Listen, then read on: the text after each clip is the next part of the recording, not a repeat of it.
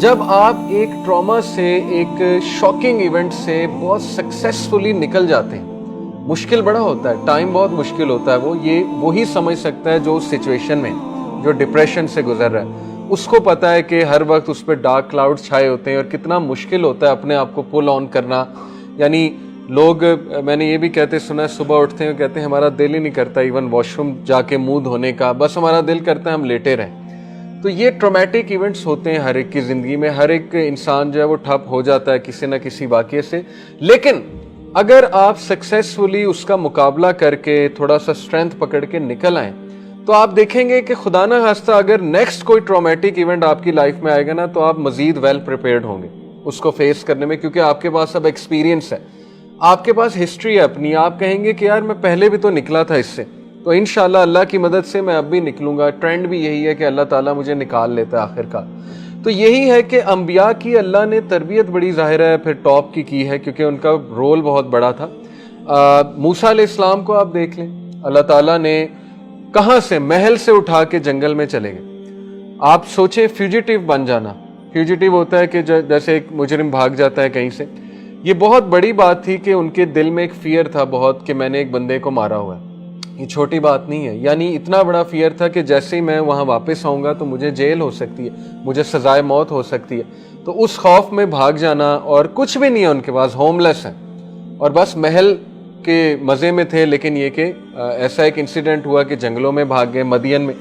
وہاں پھر اللہ تعالیٰ نے پراپر ان کی ٹیک کیئر کی اور ثابت کیا انہیں کہ تم اکیلے بھی ہو تو اللہ تعالیٰ تمہارا مددگار ہے. اور وہ جو دعا انہوں نے اس موقع پہ کی، ربی انی لما انزلت الیہ من خیر فقیر، کہ اللہ جو بھی تیری طرف سے ملے میں اس کا فقیر ہوں، یعنی میں اس کا مانگنے کا سوال کرتا ہوں تجھ سے، جو بھی خیر مجھے ملے. اور ایسا ہی ہوا، ان کی شادی بھی ہوئی، اللہ تعالیٰ نے اولاد بھی دی، ان کو وہاں پہ رہنے کی جگہ بھی فراہم کی.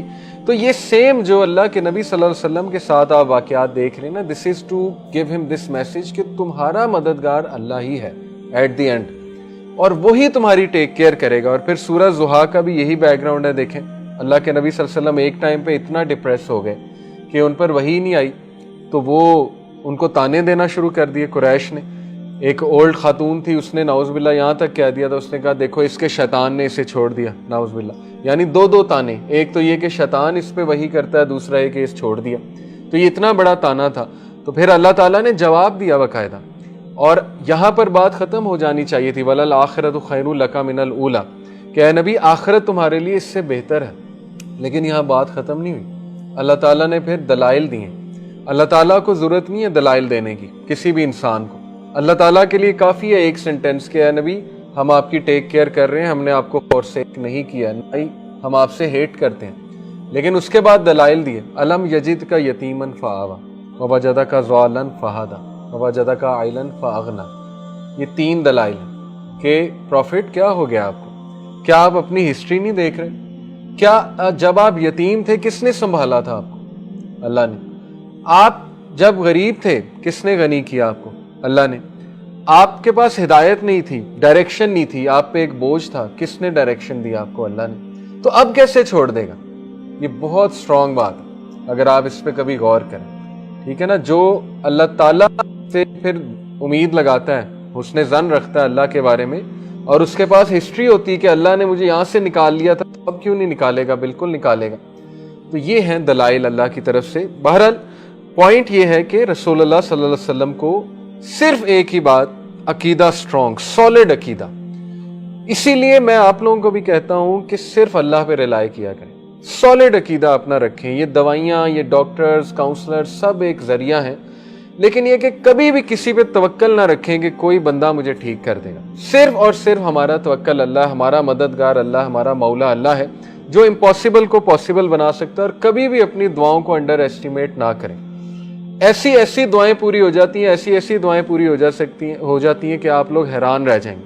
ابھی تو بہت زیادہ آپ نے آگے جانا ہے، ابھی تو آپ لوگ ینگ ہیں.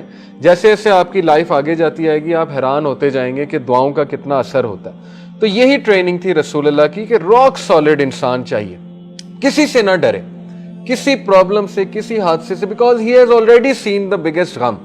ایک بچے کا ماں کو ڈیتھ ہوتے دیکھنا اس سے بڑا غم نہیں ہو سکتا. پھر وائف کی ڈیتھ ہو جائے تو he was prepared for much more to come, اور ایسا ہی ہوا.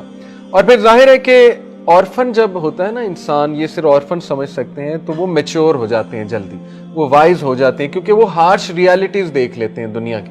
آن دی ادر ہینڈ جو پیمپرڈ لوگ ہوتے ہیں وہ اتنے میچور نہیں ہو پاتے کیونکہ انہوں نے کبھی ہارش ریالٹیز دیکھی نہیں. سلور سپون میں ہمیشہ جو ہے وہ ظاہر ہے ان کی برتھ ہوئی ہے. تو یہ بھی بہت بڑی ریزن تھی کہ اللہ تعالیٰ ان کو آرفن کر کے سکھانا چاہتے تھے کمپیشن، فیلنگ فار ادرس. اور سورہ زحا کا بھی دیکھیں یہی میسج ہے نا.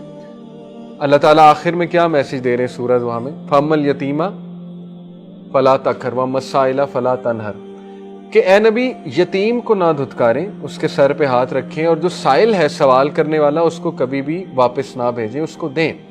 یعنی اس سے ثابت ہوتا ہے کہ اگر تم ایک پین سے گزرے ہو نا تو اب تمہارا پرپز یہ کہ ان کی ہیلپ کرو جو پین میں ہے، اور یہ بہت بڑا پرپز ہے. تو یہی انسانیت ہے اصل میں، اور اس سے انسان کی پین بہت کم ہوتی ہے. آپ دیکھیں میجورٹی لوگ جو سوسائٹی کے لیے کچھ کر رہے ہیں نا وہ لوگ ہیں جو خود بہت بڑی پین سے گزرے ہیں. کبھی بھی کمفرٹ زون والے لوگ سوسائٹی میں کچھ نہیں کریں گے. آپ بے شک ہسٹری تاریخ اٹھا کے دیکھیں، ہمیشہ ٹف قسم کے لوگ جنہوں نے خود پین صحیح ہے دیکھی ہے، آپ دیکھیں گے ان کے نام صفحے اول ہوں گے.